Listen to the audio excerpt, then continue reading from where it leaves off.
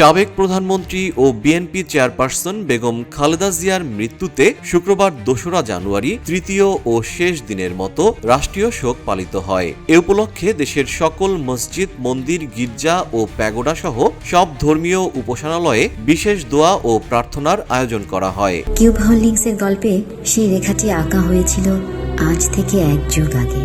নকশাই আমাদের ভাষা। Cube holdings limited. Begum জিয়ার রুহের মাগফিরাত কামনায় ২রা জানুয়ারি জুমার নামাজের পর দেশের সকল মসজিদে বিশেষ দোয়া করা হয়। সকালেই খালেদা জিয়ার কবর জিয়ারত করতে নেতাকর্মীদের ঢল নামে। তীব্র শীত ও কুয়াশা উপেক্ষা করে বিএনপি ও এর অঙ্গ সংগঠনের নেতাকর্মীরা ভিড় জমান জিয়া উদ্যানের কাছে। পরে ছোট ছোট মিছিল নিয়ে জিয়া উদ্যানে প্রবেশ করেন তারা।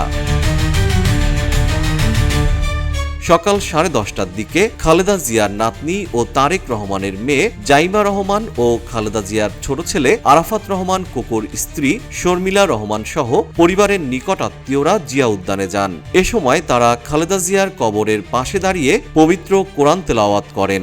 এরপর দোয়া ও মোনাজাত করেন। প্রায় ২০ মিনিট সেখানে অবস্থান করে পরিবারের সদস্যরা চলে যান। তখন কিছু সময়ের জন্য জনসাধারণের প্রবেশ বন্ধ থাকলেও পরে উন্মুক্ত করা হয়। এছাড়া দূর দূরান্ত থেকে সাধারণ মানুষও আসেন বেগম খালেদা জিয়ার কবর জিয়ারত করতে। তারা বেগম জিয়ার জন্য আল্লাহর কাছে দোয়া করেন। এ সময় জিয়া উদ্যান ও আশপাশের এলাকার আইনশৃঙ্খলা রক্ষায় পুলিশ ও বিজিবির সদস্য মোতায়েন করা হয়। ২০২৫ সালের ৩১ ডিসেম্বর বুধবার পূর্ণ রাষ্ট্রীয় মর্যাদায় সাবেক এই প্রধানমন্ত্রীকে তার স্বামী শহীদ প্রেসিডেন্ট জিয়াউর রহমানের কবরের পাশে শায়িত করা হয়। ছেলে তারেক রহমান স্বজনদের সঙ্গে নিয়ে মাকে কবরে দাফন করেন। দাফনের আগে সশস্ত্র বাহিনীর পক্ষ থেকে মরহুমার প্রতি রাষ্ট্রীয় সম্মাননা গার্ড অব অনার প্রদান করা হয়।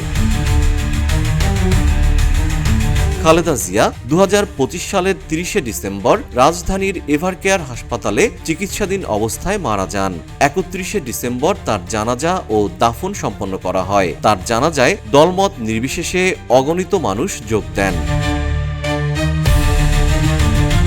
জিএম শিহাব, রূপালী বাংলাদেশ।